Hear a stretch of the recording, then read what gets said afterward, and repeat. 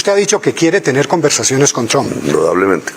Pero calificándolo de fascista, Bueno, ¿no cree pues él que me califica de socialista. Yo prefiero ser socialista que fascista. Colombia tiene cómo responderle a una guerra comercial de Estados Unidos? Pero yo no voy a entrar en guerras comerciales. Ni tampoco en guerras personales. Ni tampoco en guerras militares. ¿Que ese golpe económico lo resiste Colombia? Sí, lo resiste. Mucho. No somos Venezuela. A pesar de la consigna esa famosa, Colombia no es Venezuela. Colombia puede autosostenerse y puede mirar al mundo. Yo lo he venido construyendo. Es que hay un momento en que el presidente debe decir, le toca al pueblo decidir. Y yo creo que si nos vienen a acorralar al extremo, hay un momento en que yo, sabiendo lo que se juega y que se está jugando la vida de cada familia de Colombia, rica o no rica, es el pueblo el que tiene que decidir. En cuestión de un par de semanas, las relaciones diplomáticas entre Colombia y Estados Unidos pasaron de ser muy buenas y respetuosas a malas y muy poco respetuosas. Y aunque para muchas personas el tema se quisiera concentrar solo en Colombia, la verdad es que la política internacional del presidente Donald Trump, con amenazas de impuestos, invasiones y bloqueos, incluye a China, Rusia, la Unión Europea y por supuesto Latinoamérica. Bienvenidos a La Economía. Este viernes el mandatario estadounidense prometió que impondrá nuevos aranceles a mediados de febrero y se refirió en particular al acero, al aluminio, al cobre, a productos farmacéuticos y semiconductores. De esta manera amplía su portafolio de socios comerciales afectados. Además, reiteró que a partir de este sábado 1 de febrero se harán, como no, efectivos los aranceles del 25% a México y a Canadá y a China del 10% con la intención de reducir el déficit comercial, frenar el tráfico de fentanilo y la inmigración irregular. Señor presidente, ¿hay algo que China, Canadá o México puedan hacer esta noche para evitar la puesta en práctica de los aranceles mañana? No. No en este momento. No es una herramienta de negociación. No, es una cuestión económica. Tenemos déficit muy abultados con los tres y en algunos casos están enviando grandes cantidades de fentanilo matando a cientos de miles de personas cada año. Y en los otros dos casos están haciendo imposible que tengamos control y tenemos un gran déficit y tenemos que hacer algo al respecto.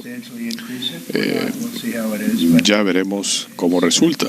Sin embargo, en el caso de Colombia, la piedra del escándalo surgió cuando el presidente Petro solicitó que los deportados a Colombia no llegaran esposados a menos que fuera un delincuente probado. Y entonces la posición del presidente es: aquí no entran colombianos ni colombianas esposados a menos que sea un delincuente probado. Para otras personas, el solo hecho de que sean deportados los convierte en delincuentes y no merecen un trato diferente. Es más, ni siquiera deberían ser traídos por los aviones pagados por los ciudadanos, como se ha reclamado en el caso colombiano, que ha utilizado hasta el avión presidencial. Estos repatriados viajaron en condiciones óptimas, se les garantizó sus derechos humanos, además llegaron con dignidad, un valor que ha sido expresado a través de la empatía.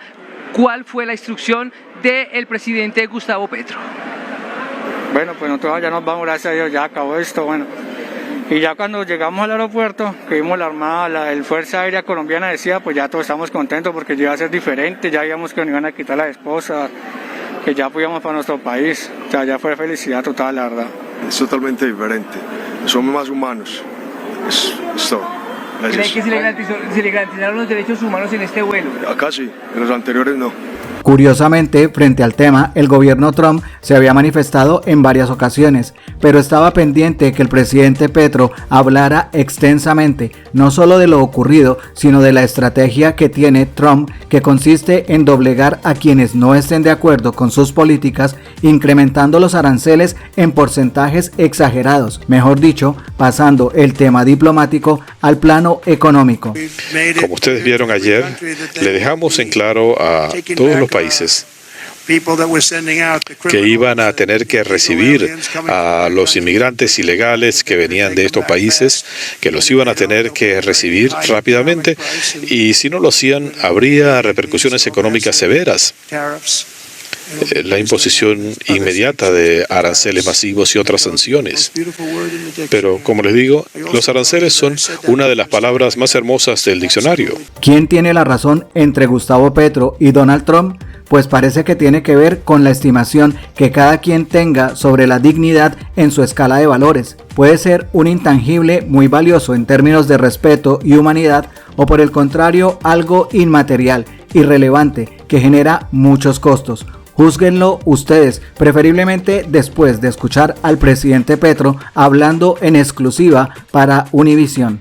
Presidente Petro, muchas gracias por aceptar esta entrevista con Univisión.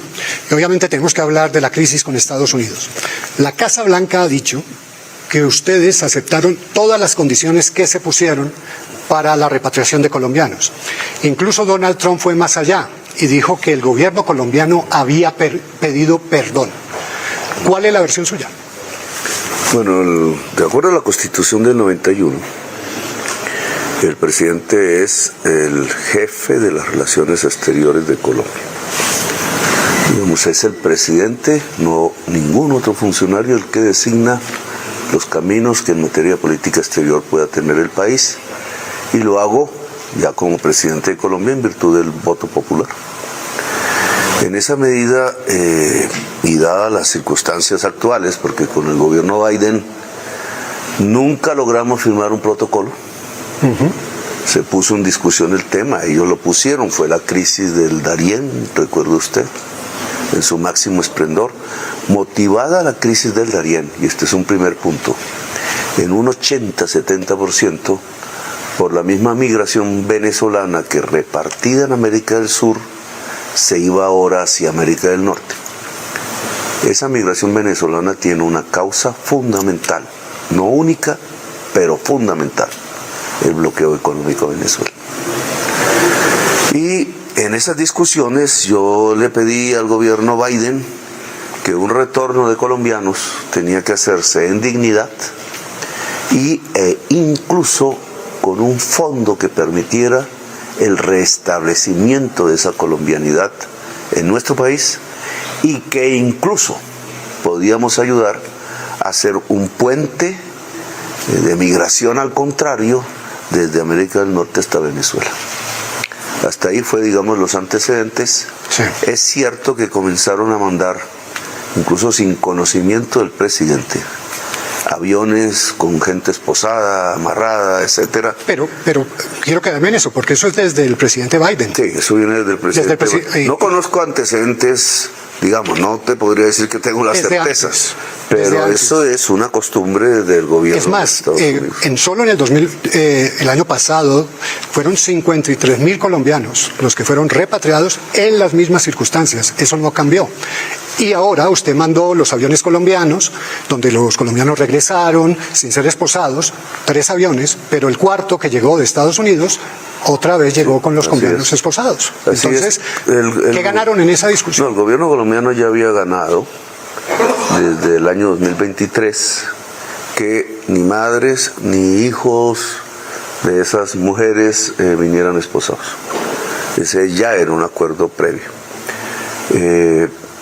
Lo que nosotros estamos planteando, y el presidente de la República lo recalca, es que Colombia no va a recibir ningún colombiano o colombiana esposada porque el migrante no es un delincuente. Pero, perdón, presidente, es que ayer los aviones llegaron igual. Sí, pero si el próximo avión llega, que el presidente de Colombia supiera. Pero ¿cómo no va a saber el presidente de Colombia si eso ha sido durante todo el tiempo, como dice, 53,000? ¿Cómo va a ser? Y usted mismo reconoce que había una negociación. ¿Cómo nos puede decir que usted no sabía que esas eran las condiciones que pueden ser criticables, pero las que se utilizaban como procedimiento habitual por parte de Estados Unidos? Pero es así.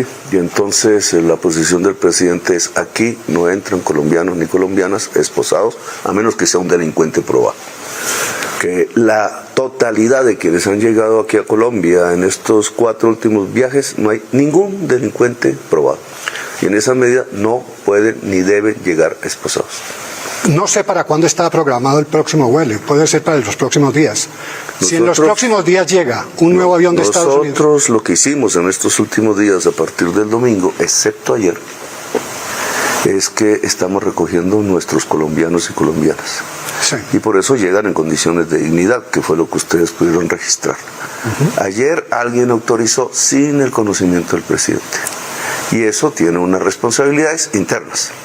Pero la decisión del presidente es: no se aceptan colombianos y colombianas esposados. La propuesta que está en la mesa de los Estados Unidos en discusión, admitimos que ellos tienen su soberanía sobre su territorio, es que nosotros llevamos los aviones y traemos los colombianos. O sea, ¿usted va a seguir mandando aviones? Bueno, exactamente. El año pasado, como decimos, fueron 53.000 y si personas. aumentan, Sí. porque es previsible, entonces mandamos cruceros, barcos. ¿Cómo es eso de cruceros? Pues son un crucero, dependiendo de su tamaño, puede llevar 1.000, 2.000, 4.000, 5.000 y hasta 6.000 personas. Luego resolvemos el problema mucho más fácilmente. Bueno, entiendo la propuesta, pero usted mismo ha dicho que el país atraviesa un problema económico muy difícil. Sí. ¿Cómo se va a financiar eso? Como le digo, 53.000, pueden ser 53.000 este año. ¿De dónde va a salir el presupuesto para hacer lo que usted logra y que obviamente de pronto, como nos está diciendo, incluso cruceros lleguen? Pues del presupuesto. El presupuesto, de acuerdo a nuestra Constitución, tiene una priorización.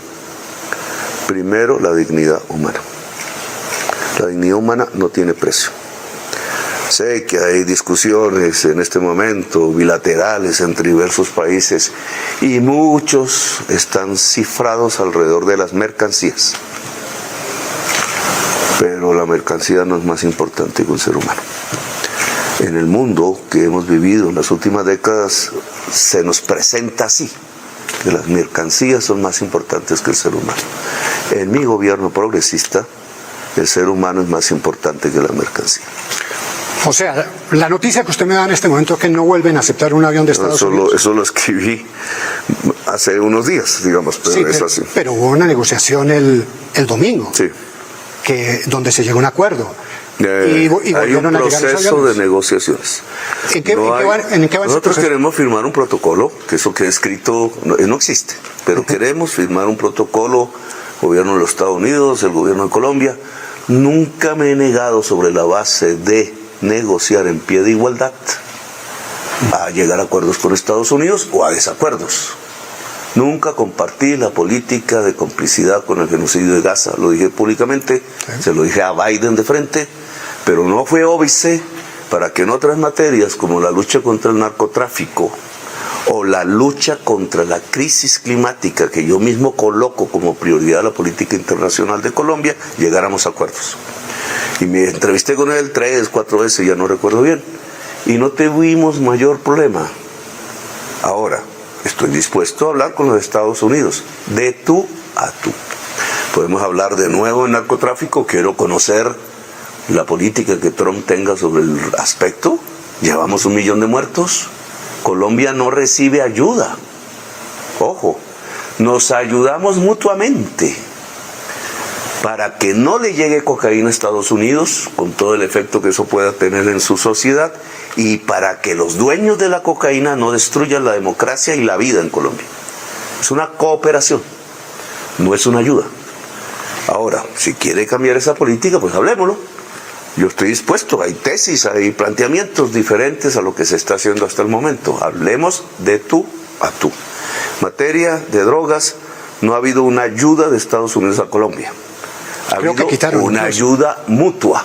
Okay. Nosotros también gastamos de nuestro presupuesto e invertimos en decenas de miles de actores de la fuerza pública y tenemos centenares y miles de muertos colombianos en esta tarea, que ustedes como yo conocemos.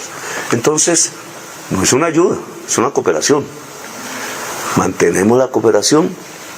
Yo le propongo, profundicemos la cooperación. Le propongo aún más, miremos qué es lo que está fallando para que Estados Unidos no pueda reaccionar en su consumo hacia las drogas, Sí. hacia estadios mejores, hacia mitigación del daño, sino que estamos en una situación todavía peor que la que arrancó hace medio siglo. Volviendo al tema de las deportaciones, ¿qué pasa si Estados Unidos no acepta la propuesta? Pues no recibimos colombianos y colombianas. O sea, ustedes no vuelven a A recibir menos aviones. que ellos tengan una propuesta mejor. Los escuchamos. Los O sea, escuchamos. usted le pide a Estados Pero Unidos... yo parto de un principio y esta Sí. es la discusión con Trump. De acuerdo a sus discursos, porque yo nunca he hablado personalmente con él, sé que muchos colombianos muy poderosos económicamente y que viven en Estados Unidos le han forjado una idea del comunista, el coco, etcétera. Pues él nunca ha hablado conmigo, no sabe qué pienso yo, a duras penas sabe qué sé yo. Pero el señor Trump en sus discursos dice, le he escuchado, que todo migrante es un delincuente, ¿cierto? Sí. Ha criminalizado un grupo poblacional. Esa es una concepción fascista. No se debe criminalizar grupos poblacionales. Yo no puedo decir todo blanco estadounidense es un explotador, porque estaría cometiendo un inmensísimo error. Y peor aún, no puedo decir son expoliadores y cometen delitos, todos, por ser blancos. No. Claro, Porque pero- eso mismo, Sí. Félix, Sí. fue lo que ocurrió allá en Alemania en 1933. Criminalizaron un grupo poblacional, un grupo religioso, y terminó en un exterminio de 6 millones de personas. Hoy, en las calles de las ciudades de Estados Unidos, hay razzias. Hoy no te preguntan si tienes papeles o no tienes papeles, te miran un poco el rostro. Usted, Félix, pasa un poco, pero golpean al que no pasa el examen racial de una mirada. Sí, el perfil discriminadora. racial se llama en Estados Unidos. Bueno, entonces, digamos, eso es fascismo. Pero entonces Eso nace usted- de un racismo viejo. Pero usted dice que Donald Trump es fascista. Pues esa actitud de criminalizar grupos poblacionales para lograr el aplauso de una mayoría poblacional es exactamente la misma que utilizó Hitler respecto a los judíos, respecto a los socialistas, para ganar un aplauso popular en 1933. O sea, ¿usted está comparando a Trump con Hitler? Pues hermano, compare campos de concentración con Auschwitz. Claro, alguien me puede decir, pero es que en Auschwitz mataban y en Guantánamo no, por lo menos masivamente. Y yo te digo sí, pero es que la experiencia que hubo en la humanidad a partir de 1933, que hoy pareciera globalizarse, un 1933 global, debería de una vez, incluso los mismos asesores de Trump, incluso la misma familia de Trump, incluso la misma conciencia de Trump, debería llevar a que no se pueden repetir los pasos, porque si repetimos la historia, repetimos la conclusión de lo que fue ese episodio. Pero no le preocupa. Criminalizar un grupo poblacional es una tesis fascista, Usted ha dicho que quiere tener conversaciones con Trump, indudablemente. pero calificándolo de fascista, Bueno, ¿no cree pues él que...? me califica de socialista, yo prefiero ser socialista que fascista, pero ese no es el punto. Es que si vamos hacia una catástrofe humanitaria en América, porque se está criminalizando un grupo poblacional, el crimen se individualiza, dijeron los liberales y padres fundadores de los Estados Unidos y de nuestras repúblicas suramericanas. Se individualiza. Cometiste un crimen, te juzgan de acuerdo a un debido proceso. Pero que todos los que sean como tú, porque tú cometiste un crimen, sean criminales, eso es Sí. fascismo. Y eso tiene que ser erradicado de la mente democrática de los pueblos de América. Quiero volver a la crisis con Estados Unidos, Sí. que muchos han considerado que es la peor crisis que ha enfrentado las dos naciones en décadas, la más complicada. Finalmente, el Lo más domingo... complicado fue cuando nos quitaron el Bueno. Panamá. Ok, pero está bien. Para ponerlo Acepto en la términos referencia históricos. histórica. De lo Bueno, cual no hemos vuelto a hablar. No hemos vuelto a hablar. Pero volviendo a las últimas décadas, por eso digo últimas décadas, estoy diciendo... Ahí, digamos, sí. Sí, en las últimas décadas. Usted dice que esta es la propuesta de Colombia, o sea, quiero ponerla en blanco y negro para que quedemos con total claridad.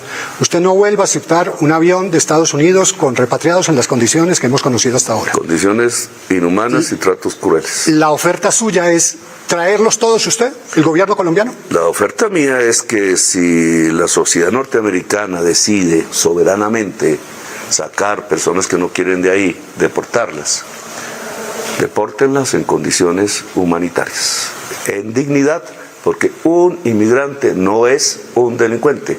No existen personas ilegales en ninguna parte del mundo. Tú no eres ilegal en ninguna parte del mundo porque eres un ser humano. Ilegal son tus actos, probablemente respecto a una ley, pero no tú. Sí, se puede La hablar persona no es de ilegal. inmigración irregular. Ese es el primer punto. Ahora, ellos no aceptan eso. Entonces, yo traigo las personas. Usted trae las preguntas. ¿Y si no le aceptan esa propuesta? Les pedí que me pusieran para gasolina y dijeron que no, muy tacaños.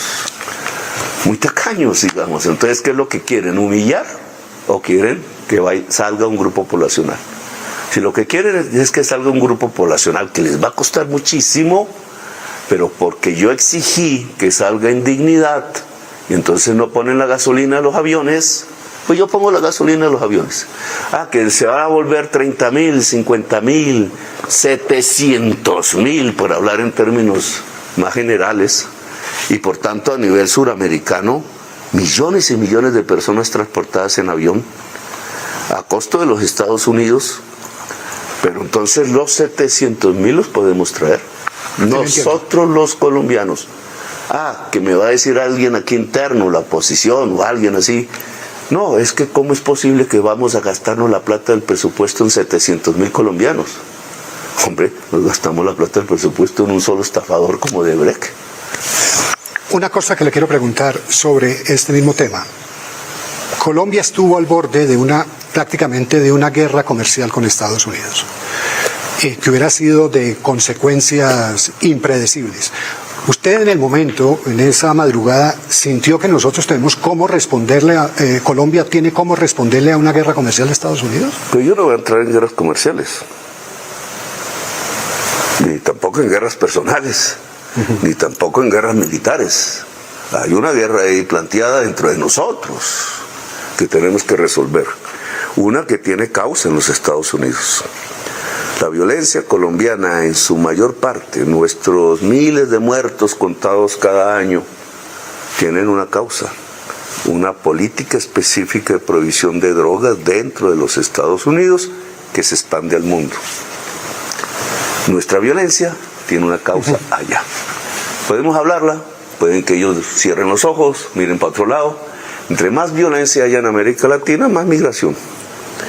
Entre más crisis climática, que también cerraron los ojos ante eso, o sea, no nos vengan a hablar de que menos carbón y petróleo, pues más migración, porque se seca el agua aquí, se acaban las tierras fértiles, la gente de Centroamérica se va hacia el norte. Entonces, entre más pobreza, entre más por codicia, usted sabe que la deuda externa que pueda tener un país como Estados Unidos en el mercado mundial tiene una tasa de interés, pero la que tiene Colombia o Brasil tiene otra superior en varios puntos. ¿Por qué? Si Estados Unidos es más inseguro porque está emitiendo gases de efecto invernadero que tiene un efecto de desestabilización de la vida, claro, y nosotros estamos absorbiéndolo en la selva amazónica. Sí, pero hay una realidad. Nosotros estamos dándole seguridad al mundo mientras se crea inseguridad arriba.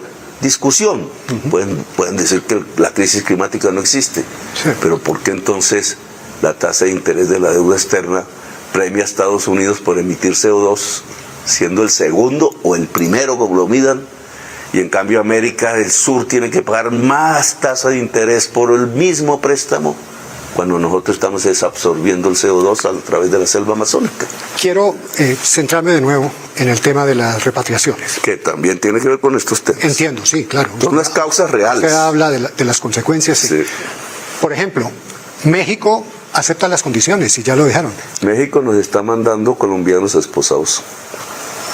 Es que esto es igual que... Pero entonces, ¿por qué? Porque, por ejemplo, con México ¿le va a decir lo mismo a México? No, exactamente lo mismo. Ok. Y volviendo al tema, México dice que va a aceptar porque está en una negociación. ¿Ustedes están negociando esta propuesta? ¿Hay algún avance en esa negociación? Hay una mesa, hay una posición del presidente.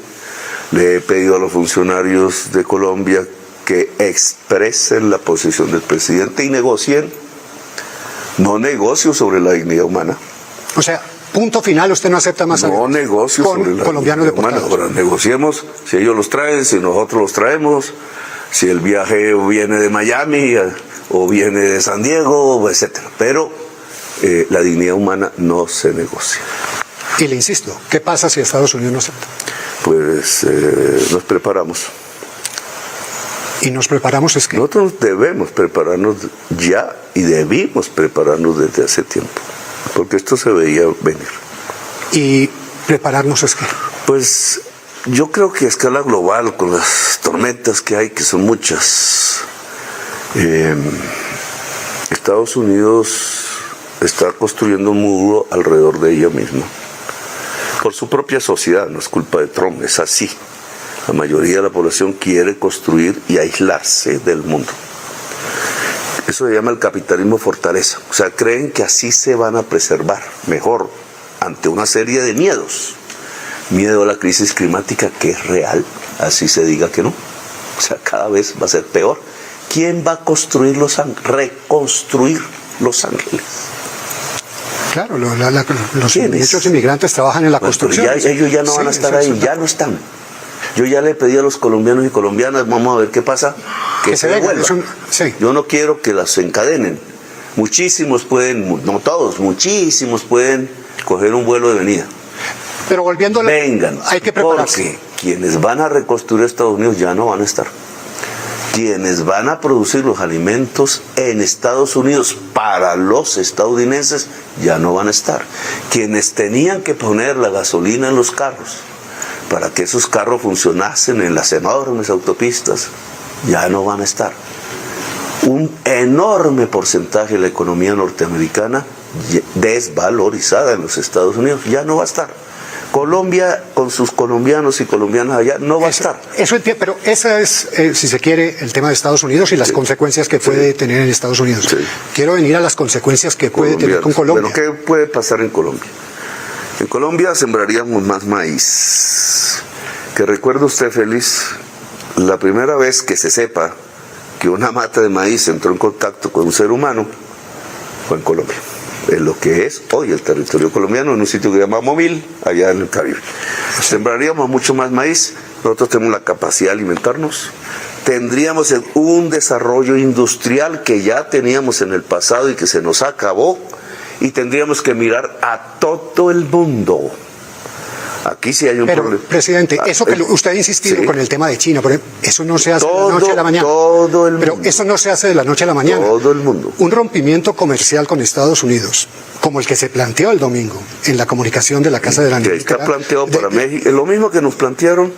Está planteado más o menos para México. Incluso más. Está planteado para Brasil, no han alcanzado a hablar, está planteado para el Canadá. ¿Pero usted realmente cree que ese golpe económico lo resiste Colombia? Sí, lo resiste.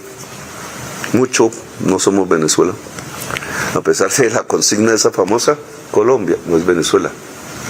Colombia puede autosostenerse y puede mirar al mundo. Yo lo he venido construyendo.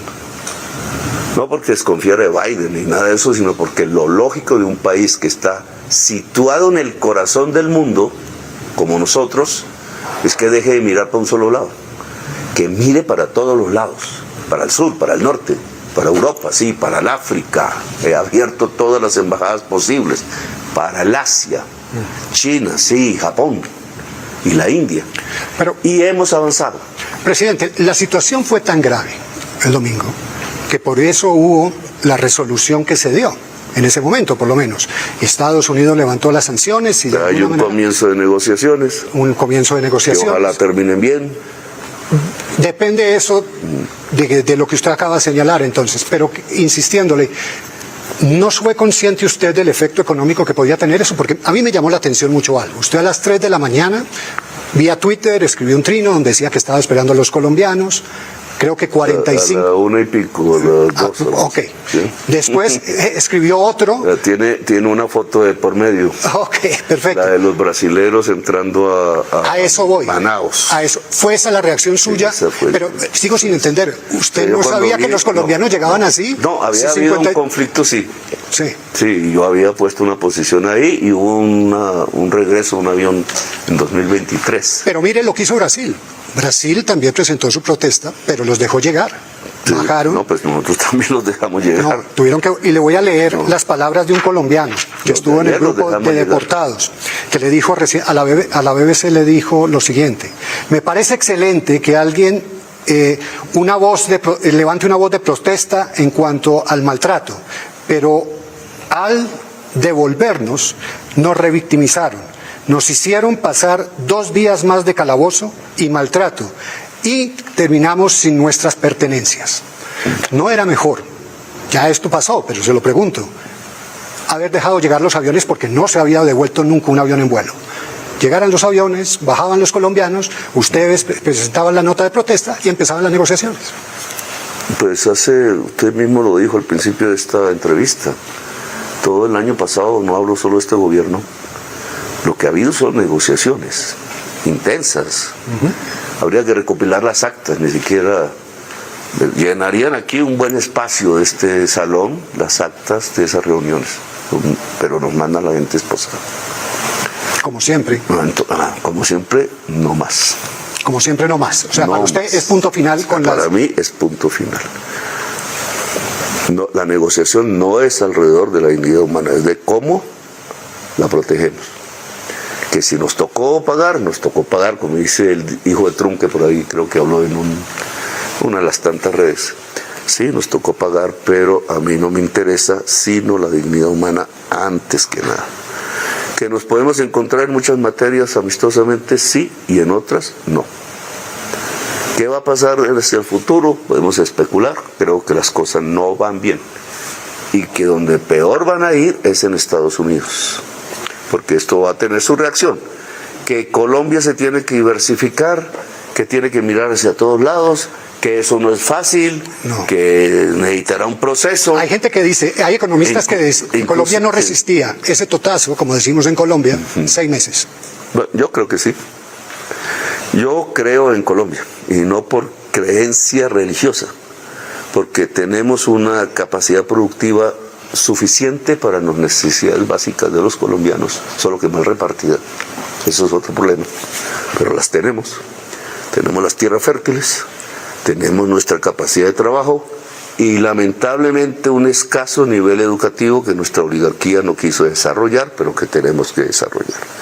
Tenemos amigos en todas partes, yo los he ayudado a construir, venían de antes también.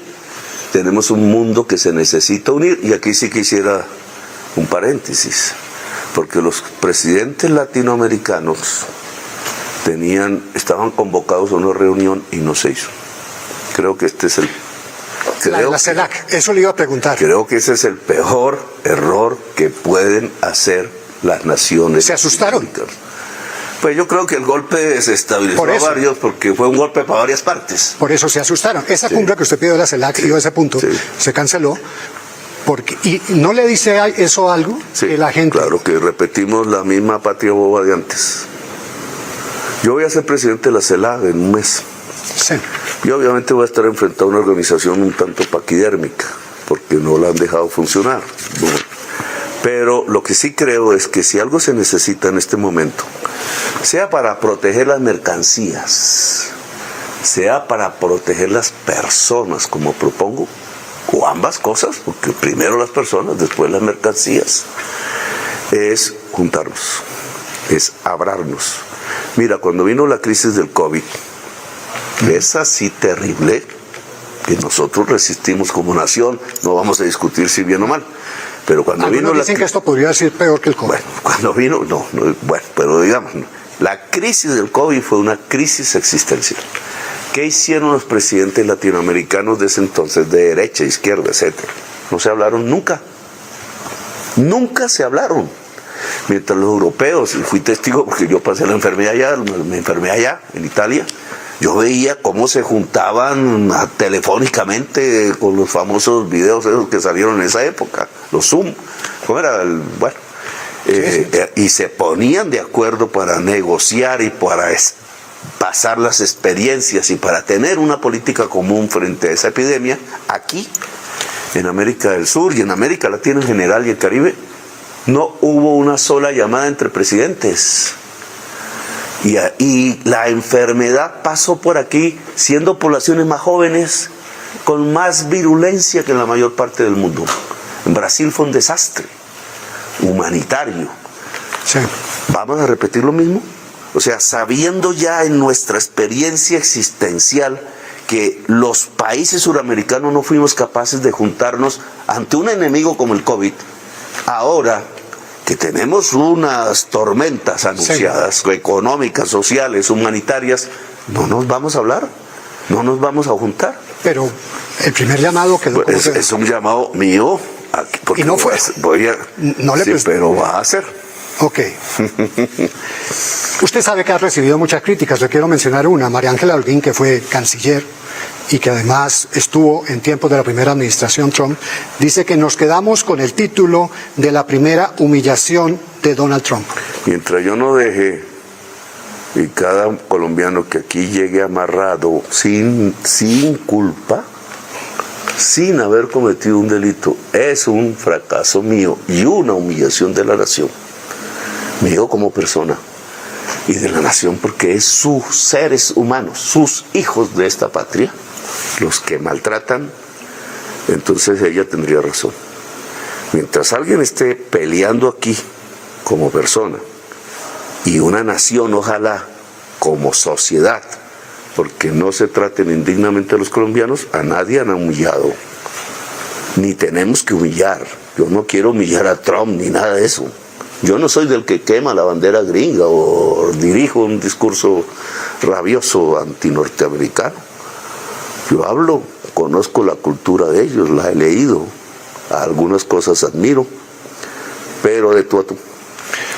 Presidente, algunos, y se lo quiero preguntar directamente, dicen que acá hay una cuestión de convicciones personales que son claras, pero también de ego, y que esas convicciones personales y el ego pusieron en riesgo a Colombia, y que si esto deriva en un nuevo enfrentamiento comercial, estaría primando ese ego sobre el interés general de la nación.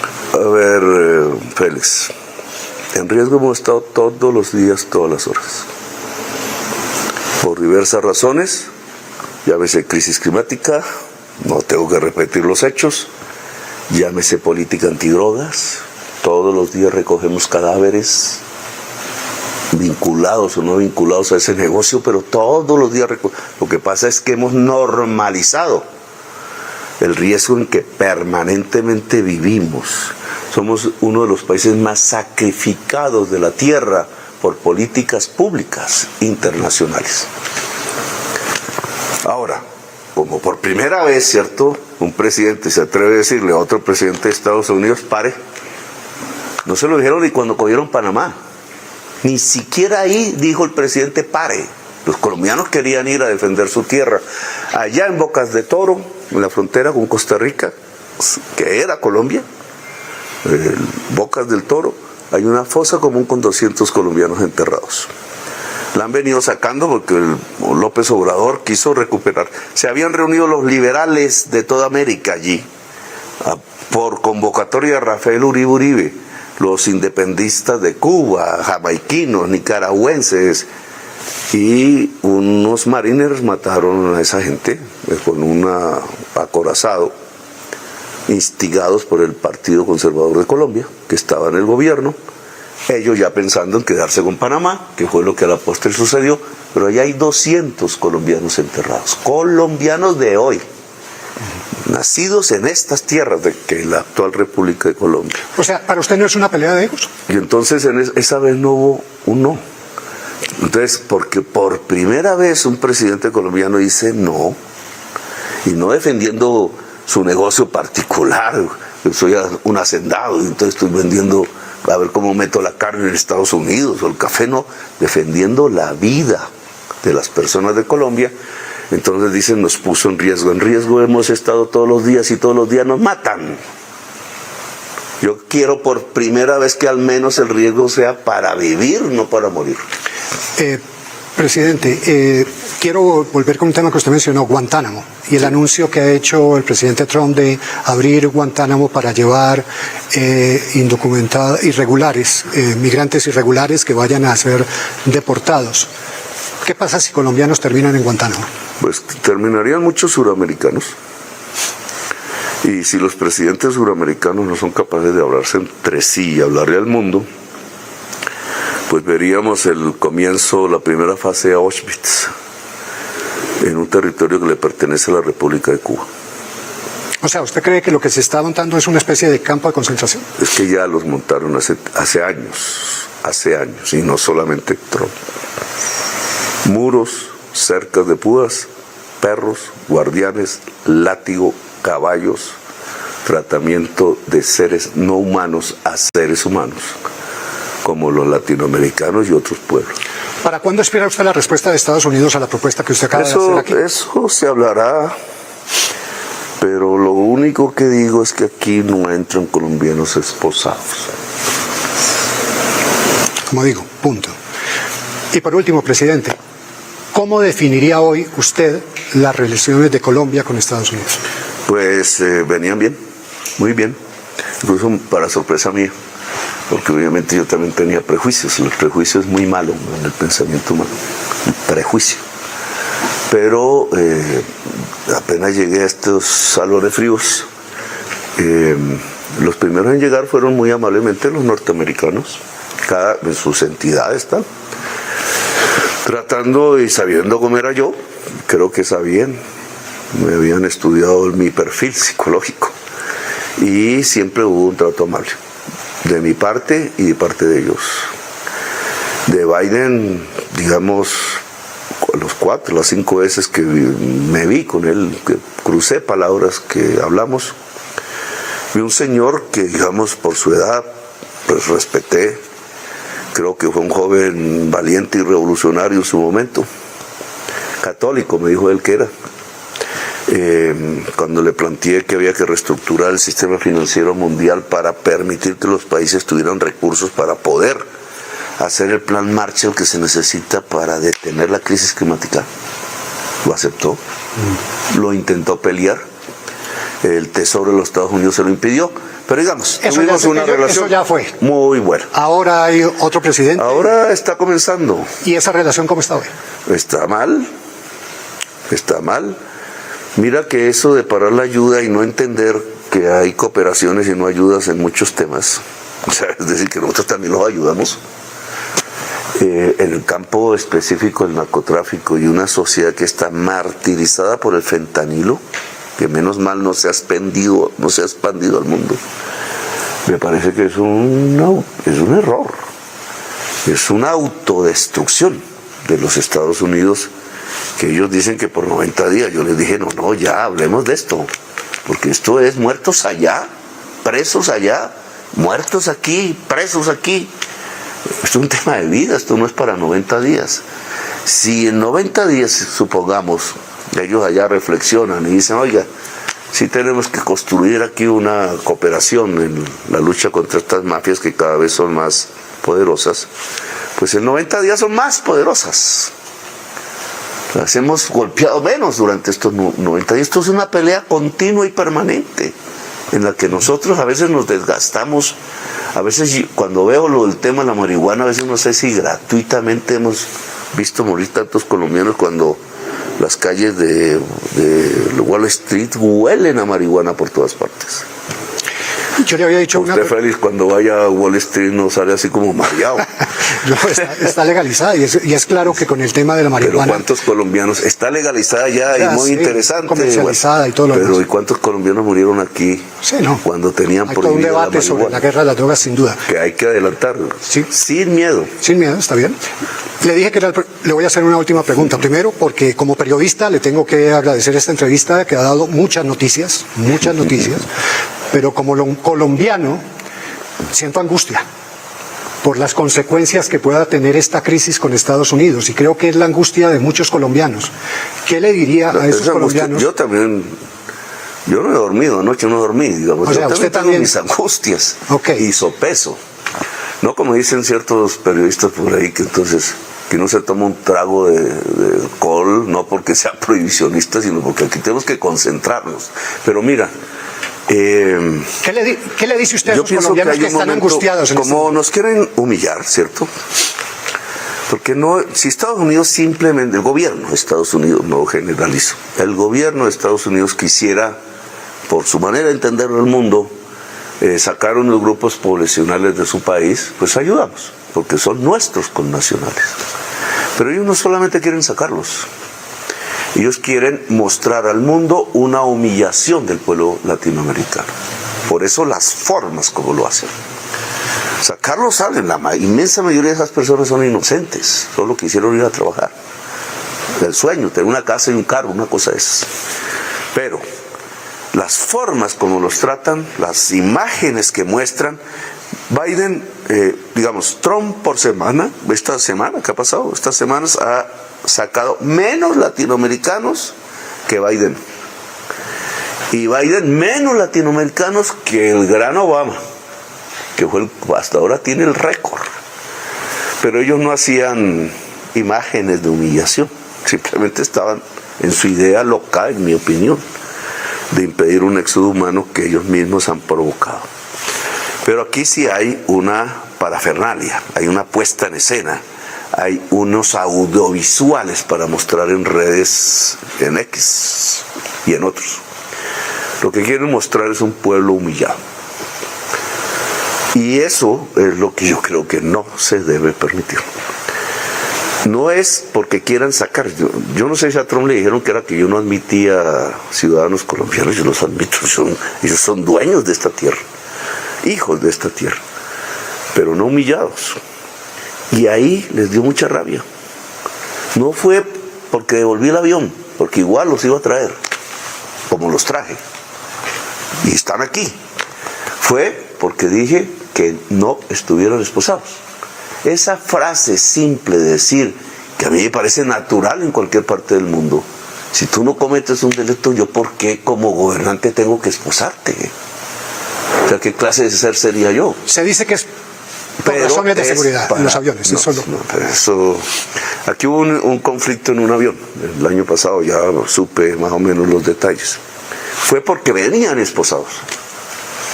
Apenas vieron unos policías latinos, pero de Estados Unidos, venían en el avión, no sé por qué, ahí venían. Llegan aquí, abren las puertas, apenas la gente se siente, le empiezan a cortar los cauchos esos que ponen, los grilletes, y ven a los policías ahí, ¡fum!, se lanzaron contra los policías de Estados Unidos. Nuestro personal tuvo que impedir problemas mayores. ¿Pero por qué pasa eso? Porque la reacción a una humillación. No humilles, no recibirás esa reacción. No digo que no pueda haber un criminal por ahí, etcétera, porque siempre los hay. El porcentaje de criminales respecto al pueblo latinoamericano que está en Estados Unidos, de criminales latinoamericanos, comparado el de criminales anglosajones respecto al pueblo anglosajón de origen que está en Estados Unidos, es más alto, es más bajo. Pues yo me dedicaba a comparar estadísticas. Claro, un político no ético puede decir, es que todos los crímenes de Estados Unidos provienen de los latinos. No es cierto. O todos los crímenes de Estados Unidos provienen de los afrodescendientes. No es cierto. No es cierto. La criminalidad, o como aquí una alcaldesa decía, es que todos los crímenes provienen de los venezolanos. ¿Un colombiano podría decir eso? Que todos los crímenes provienen de los venezolanos. Claro que hay venezolanos que cometen crímenes en Colombia. Nosotros abrimos las puertas a millones, ¿cierto? Y 1 millón se quedó en Colombia. Y no los vamos a sacar a la fuerza. Ellos decidirán libremente. Pero yo puedo decir que la criminalidad colombiana es menor que la criminalidad venezolana. Pues tengo que contratar un estudio y dará unos sí en unos lugares y unos no en otros lugares. Los grupos poblacionales no son criminales per se. Y decir eso es un pensamiento fascista. Le insisto en algo. La angustia de muchos colombianos. Bueno, yo le iba a contestar eso, pero nos fuimos a otro lado. Todos vivimos angustiados, claro, yo también, porque Trump está moviendo la mesa y está desestabilizando el mundo. No solo Colombia, el mundo. Yo tengo que ver por Colombia y por América del Sur y Latina. Hay un momento, he pensado, en que es el pueblo el que tiene que decidir. Hay un momento en que un gobernante, en Europa es casi cotidiano, pero aquí es extraño. El presidente toma las decisiones y punto. Pero hay un momento en que el futuro de todos, al verse comprometido, vamos a una guerra, por ejemplo, pues todos nos vamos a terminar comprometidos. ¿Teme usted que eso pueda pasar? No. ¿Una guerra comercial, sí? Tenemos formas de evadirla. Pero siga, por favor. Pero lo que te quería decir es que hay un momento en que el presidente debe decir, le toca al pueblo decidir. Y yo creo que si nos vienen a acorralar al extremo, hay un momento en que yo, sabiendo lo que se juega y que se está jugando la vida de cada familia de Colombia, rica o no rica, es el pueblo el que tiene que decidir. ¿Qué decidiría el pueblo? Pues si quiere ser vasallo, pero es que eso sí es o una quiere pregunta. ser soberano. Esa es mi opinión política. O sea, ¿usted pondría a consulta las relaciones con Estados Unidos si llegan a un No, las relaciones no, el recibir colombianos en condiciones de humillación. ¿Usted piensa presentar uno? Las relaciones con los pueblos no se ponen en consulta. Ok. Per se. Ok. El pueblo de Colombia debe estar relacionado con todos los pueblos del mundo. ¿Usted quiere presentar una consulta popular? No, estoy pensando en el extremo de que lo que tengamos del lado de los Estados Unidos. O sea, si Estados Unidos rechaza su propuesta de que ustedes recogen a los colombianos, conveniente. ¿Usted presentaría esa consulta al pueblo colombiano para que sea el pueblo colombiano el que defina? Bajo las normas existentes que usted podrá investigarlas, etcétera, etcétera, tiempos. Eso toma un tiempo, ¿no? No mucho. Yo estuve leyendo anoche en mis horas de angustia todo el procedimiento. Y lo que pasa es que no se ha estrenado en Colombia. Okay. Pero yo creo que es el momento y discutirlo en la cafetería, en la calle, en la casa. Bueno, ¿cuál es el futuro? Eso sería muy interesante. Porque es más o menos poner a toda Colombia a discutir muy tranquilamente, porque no nos vamos a matar ahora entre nosotros por ello, cuál es nuestro inmediato futuro como nación. O sea, un poquito Bolívar o Santander, un poquito traído a las condiciones actuales. Nos vamos por un camino soberano o no. Y le quiero preguntar sobre eso. De ese resultado, ¿podría depender su permanencia en la presidencia de Colombia? No, porque es que usted entonces haría lo de Uribe, o no, digamos la extrema derecha colombiana. Una decisión que hay que tomar, donde una persona de izquierda puede decir no, ¿cierto? Y una persona de derecha también puede decir no, o una persona que no entiende ni qué es izquierda y derecha puede decir sí. Ponerla como una especie de plebiscito sobre la presidencia, no, pues para eso nos vamos a la reelección. ¿Y lo está pensando? No, porque usted sabe que está prohibida. Pero ha estado prohibida por quienes se reeligieron. Éticamente inmoral, ¿no? Yo me reelijo, pero no. Pero eso no está en discusión. No está en discusión. Si quisiéramos hacer eso, entonces, pues. No. O sea, la noticia es la consulta. Aquí es que la sociedad colombiana, y además porque no es de mi gobierno, estamos hablando de lustros hacia adelante. Para dejarlo claro, si Estados Unidos rechaza la propuesta que usted está haciendo, ¿usted citaría una consulta popular para que el pueblo colombiano decida sobre esa determinación? Sí. Pues, presidente, muchas gracias. Bueno. Gracias por hacer parte de la comunidad Magenta Radio. Si te gustó el video, por favor compártelo, comenta y por supuesto darle like. Nos vemos en el siguiente video.